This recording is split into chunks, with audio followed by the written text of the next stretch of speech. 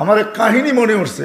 আমি এক পাইলটকে চিনি, তো আমি কথায় কথায় ওকে জিজ্ঞেস করছিলাম যে তুমি পাইলট, এত বড় শিক্ষিত, তুমি ডাবল টেকার চালাও, বড় বড় ফ্লাইট চালাও, দূর দূর যাও, তুমি এরকম হইলে কি করে? আমাকে বলতেছে মৌলানা मैंने अल्लाह को करीब से देख के हुआ, আমি আল্লাহকে কাছের থেকে দেখা তারপরে এরকম হয়েছে।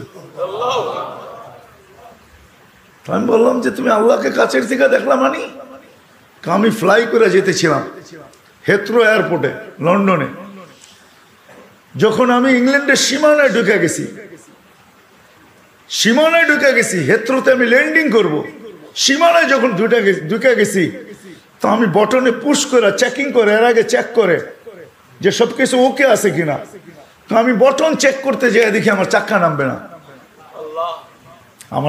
নামবে না, কিন্তু আমার কাছে ফুয়েলও নেই যে আমি ফেরত যাব, কারণ আমি 9 ঘন্টা ফ্লাই করে আসছি, 18 ঘন্টার ফুয়েল আমার কাছে নাই। আমাকে হয়তো ক্রাশ করাইতে হবে, নাইলে নামতে হবে যে কোনো ভাবে।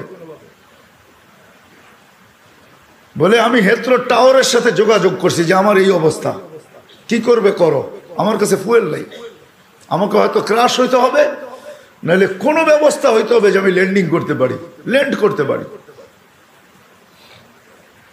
হেথ্রো এয়ারপোর্টের ভিতরে কিয়ামত হয়ে গেছে, কিয়ামত, যে এই জাহাজকে ল্যান্ড করাবে, তো করাবে কি করে?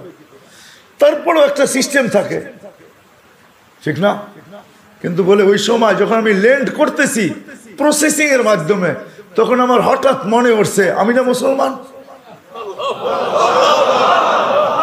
তখন আমার মনে উঠছে আমার আল্লাহ না সব পারে। বলে আমি চিৎকার দিছি ককপিটের ভিতরে, আমার আল্লাহ সব পারে বলে বটনে চাপ দিছি, গড়গড়ে আমার চাক্কা নেমে গেছে। আমি স্বাভাবিকভাবে ল্যান্ডিং করছি, এর আগের কিয়ামতের চেয়ে বড় কিয়ামত হয়ে গেছে। পুরা এয়ারপোর্ট ছুটে আসছে, তুমি আমাদেরকে এই ধোকা দিলে, তো দিলে কেন? তোমার জন্য হেথ্রো এয়ারপোর্টের মতো হাজারো ফ্লাইটকে আমরা বাতিল করছি, ডাইনে বামে পাঠায়া দিছি যে অঘটন থেকে বাঁচার জন্য। তুমি তো স্বাভাবিকভাবে ল্যান্ডিং করলে। তাই আমি বললাম যে চেক করো, তারপরে কথা বলো। তো ওরা যখন চেক করছে, চেক করার পরে দেখছে এই চাক্কা নামলো, তো নামলো কিরা, তোর সব সিস্টেম তো ফেল, এটা কি করে নামলো? বলে আমি দ্বিতীয়বার দরজার ভিতরে দাঁড়ায় চিৎকার দিছি আমার রব সব পারে। তখন আমি এয়ারলাইন্সের মালিককে, এয়ারলাইন্স চালাদেরকে চাবি বুঝাইয়া দিছি, লও তোমাদের চাবি, 4 মাস পরে চাবি আমি হাতে নিব, যদি দেও, এর আগে নিব না। আমি এইখান থেকে চললাম, কেন আমি মালিককে কাছের থেকে দেখা ফেলছি। সত্য এটাই, আমি আপনাদেরকে এই সন্ধানে দিতেছি, সত্য এটাই।